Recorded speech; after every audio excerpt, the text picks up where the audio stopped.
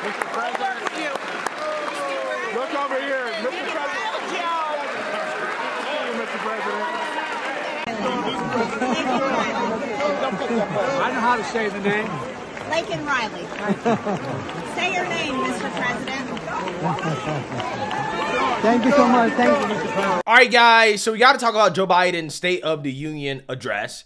A night for Joe Biden that, in my opinion, didn't really start off too well because he faced massive protests on the way to the Capitol to give the speech. In fact, the protest was a blockade, okay, done by ceasefire protesters demanding that Joe Biden force Benjamin Netanyahu to issue a ceasefire when it comes to what they call a self-defense operation in Gaza to take out Hamas. The ceasefire protesters showed Joe Biden that, hey, we're not going to give up protesting your administration. And they showed out in D.C. before the president's speech last night. Democratic Party, we know what side you're on. Remember Hiroshima, remember Vietnam. Democratic Party, we know what side you're on. Organization saying we've never seen anything like this before. People who have gone to conflict zones, people who have witnessed genocide.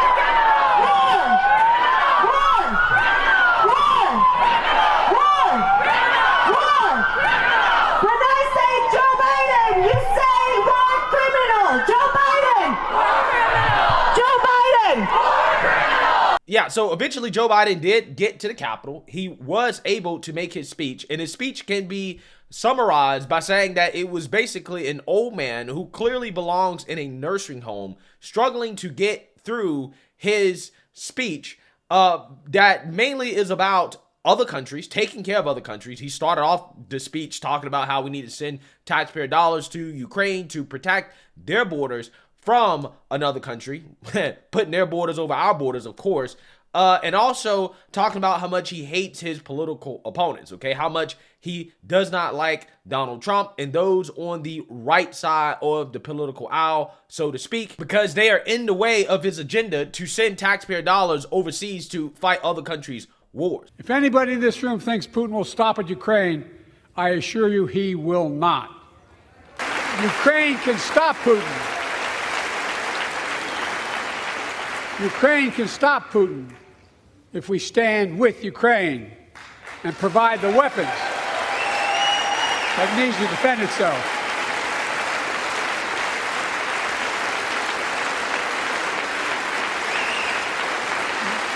That is all. That is all Ukraine is asking. They're not asking for American soldiers. In fact, there are no American soldiers at war in Ukraine, and I'm determined to keep it that way. But now, assistance to Ukraine is being blocked by those who want to walk away from our world leadership. Now my predecessor, a former Republican president, tells Putin, quote, do whatever the hell you want. That's a quote. A former president actually said that, bowing down to a Russian leader. I think it's outrageous, it's dangerous, and it's unacceptable. Yeah, so you seen that, you heard that, okay? Joe Biden opening up his speech, talking about how we need to send taxpayer dollars to fight another country's wars, and then taking a quote from former President Trump out of context, in which Trump was talking about how our NATO allies need to pay their fair share for protection and defense from the U.S. military, because that is what the NATO alliance is supposed to be. It's a defense alliance, okay? And all these countries should pay their fair share. They're not paying their fair share. And Trump says, hey, I want you to pay your fair share so that U.S. taxpayers don't get screwed over. And apparently that's wrong, according to Democrats, okay? We're supposed to foot the bill and fight everybody's wars, okay? This is what the Democrats are openly advocating for, which I find to be hilarious, because this is the same party that advocates for Americans to pay their fair share, right? Which is what, Joe Biden talked about during his speeches, Americans paying their fair share of taxes to the government, hardworking Americans.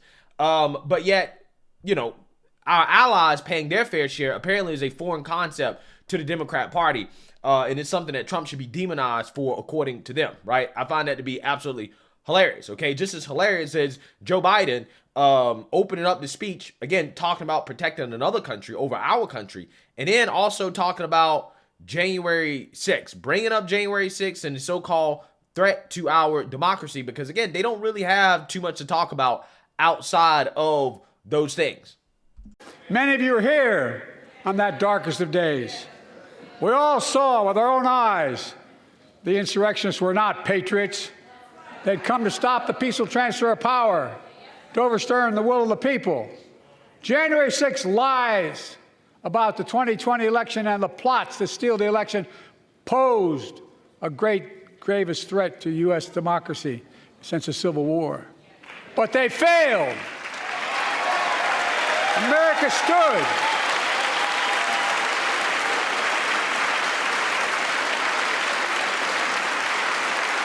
America stood strong, and democracy prevailed. We must be honest. The threat to democracy must be defended. Except the Democrat Party is not very democratic, evidenced by the fact that they are actively trying to jail their political opponent, okay? They're actively trying to bankrupt their political opponent. They're actively trying to lynch their political opponent. I mean, that is what they're trying to do to former President Trump, but yet they want to sit here and lecture people on democracy, right? I mean, again, the irony of this speech is, it's amazing, right? It's off the charts. But I think the main part of the speech I really want to talk about here was an ad-libbed moment in which a lot of people were speculating whether or not Joe Biden would talk about the border in a way that actually is meaningful, okay? Which, you know, he should be coming out here talking about shutting down the border and stopping the invasion of illegal immigrants into this country, because we're already facing deadly consequences of his policies at the border. Now, a lot of people, again, were speculating whether or not Biden would say the name of Miss Laken Riley, who was murdered by an illegal immigrant, okay, as a result of Biden's border policies and Democrats' soft on crime border policies and Democrats' sanctuary city policies, okay? I mean, her death is a direct result of multiple levels of Democrat policies. Now, will Democrats ever take responsibility for it or accountability for it? No, of course not, okay? They are going to deflect. They barely want to say her name, okay? But Joe Biden was actually forced to say her name last night by Marjorie Taylor Greene, who, during a speech, actually yelled out at Joe Biden and demanded that he say her name. Now, Joe Biden actually took the bait and he said her name, kinda, and mentioned that she was murdered by an illegal immigrant, which apparently triggered Nancy Pelosi. Take a look. Dana. Madam Speaker, one of the clearly ad-libbed moments was during the section about immigration. And I'm sure you saw the buttons that your colleagues across the aisle had. And he had one of those buttons. We believe it was given to him by Marjorie Taylor Greene. And when she said something to him during his speech, he responded. I think we have that. Let's listen to it. I didn't see any Republican buttons. Laken Riley, an innocent young woman who was killed by an illegal. That's right. But how many of the thousands of people being killed by illegals? To her parents, I say, my heart goes out to you, having lost children myself. I understand. Now, you should have said undocumented, but that's not a big thing, okay? What's the big thing about it? No, I actually wasn't even going to ask about that. I was just going to ask more about the moment. But you do think that he should have said undocumented? That wasn't going to be my question. Well, we usually say undocumented. He said illegal. I don't think it's a big deal. Okay. I don't think it's a big deal. But more broadly. Because I think his focus was on the sympathy for the family. Yeah. It's a terrible tragedy. That was going to be the basis of my question about it, which is, as you well know, maybe you didn't know about the buttons, there's been a lot of talk, a lot of news about this young woman who was a student at University of Georgia, and she died, and apparently was an undocumented immigrant. And the fact that he was ready with that, with the button, with the response, what do you make of that when it comes to not just the substance, but also the performance? Well, I think that it was if that's spontaneous. See, I don't know about the buttons, and you're telling me that they had buttons. I didn't see. I didn't do too much schmoozing with the Republicans before. Usually we do, and we had some conversations, but none of the ones that came over to converse with us had those buttons on, so I didn't see the buttons. So we want to make a thing of the button. The president, I think, handled it very well. Yeah, and I think he handled it very well. It's a terrible situation that anybody losing a child or a family member. It's a terrible situation. But I think he handled it well. Well, to Joe Biden's credit, he did say her name, except he didn't say it right. He said Laken Riley, not Laken Riley. Laken Riley is the coach of the USC football team. But, you know, hey, Joe Biden did say it. However, it is very clear that he did not come into that speech with the intentions of actually talking about the situation or saying her name. Okay, he said her name after being forced to do so by Marjorie Taylor Greene, who gave him the say her name button before he began his speech. But he did take the bait and he said her name. And it really is a shame that this is what you have to do in order to force Democrats to acknowledge this tragedy.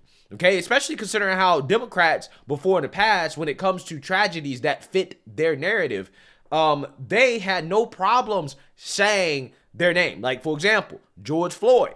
Okay, they repeatedly say George Floyd's name. In fact, they have bills named after George Floyd. Okay, Breonna Taylor. They have no problems saying Breonna Taylor's name. I mean, how many years have we spent listening to people demand that we say Breonna Taylor's name? Okay, but when it comes to Laken Riley, Democrats don't really want to say her name. In fact, they don't even want to vote for a bill that would require illegal immigrants who commit crimes to be deported by ICE. In fact, 170 of them voted against a bill that was passed in the House that had Laken Riley's name on it. Okay, the Laken Riley Act. Democrats voted against it. Okay, they voted against it. That's how pro-illegal immigration the Democrat Party is. Evidenced by Nancy Pelosi going on national television and taking issue with Joe Biden having a moment of truth there, okay, where he actually called the illegal immigrant what he is, which is an illegal immigrant. But Nancy Pelosi comes out and says, well, he should have called the illegal immigrant undocumented. Joe Biden hurt the illegal immigrants' feelings. Again, this is the Democrat Party. This is the modern day Democrat Party. Okay, the first thing Nancy Pelosi did when discussing that part of Joe Biden's speech was not to talk about Laken Riley and her tragic death, her murder, okay, as a result of the Democrats' open border policies. No. She took issue with Biden potentially hurting the feelings of illegal immigrants, not being sensitive towards them, right? That's the Democrat Party. They're showing you every chance that they get where their priorities are at. Look at the speech that Joe Biden gave. He opened up this speech talking about another country's borders, not ours, but another country's borders. And when discussing a tragic incident, a tragedy that happened to a young American girl at the hands of an illegal immigrant that was let into the country because of their policies, the first thing that Nancy Pelosi takes issue with is that, well, you're not using the politically correct term, undocumented. You can't call an illegal immigrant an illegal, right? Again, it's amazing. You can't make this stuff up. This is the Democrat Party, guys. This is the Democrat Party. So again, overall, I didn't think Biden's speech was very good. Again, I think that it can be summarized by simply saying that it was an angry old man who clearly and obviously belongs in a nursing home, deciding to give this rambling speech where he, again, talks about how our priorities should be other countries, doesn't really address the real issues that the American people are concerned about, again, like the border, because this guy is pretending that the solution to fixing the border is not on Chuck Schumer's desk with the Secure the Border Act. Okay, he keeps saying, send me a bill to secure the border. Well, we sent him a bill, right? And the Democrat leader in the Senate doesn't want to take it up. Okay, so as long as Chuck Schumer leaves the Secure the Border Act on his desk and refuses to actually allow a vote on it, then Democrats are responsible for every death that happens in this country as a result of illegal immigration. every crime that happens in this country as a result of illegal immigration, Democrats are responsible for it, because that is how this works, okay? This is what Democrats have said when it comes to guns. Every mass shooting is the Republicans' fault, okay?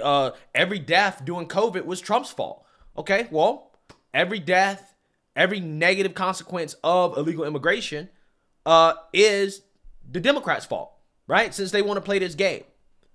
But, you know, I think Democrats at this point are just happy that Joe Biden made it through the speech, okay? Joe Biden made it through the speech without a Mitch McConnell moment. And I think that that is what Democrats and the mainstream liberal media are celebrating overall. And this guy with you does too. Oh, yeah, he does. Good. It was amazing. You did a good job. You were right on.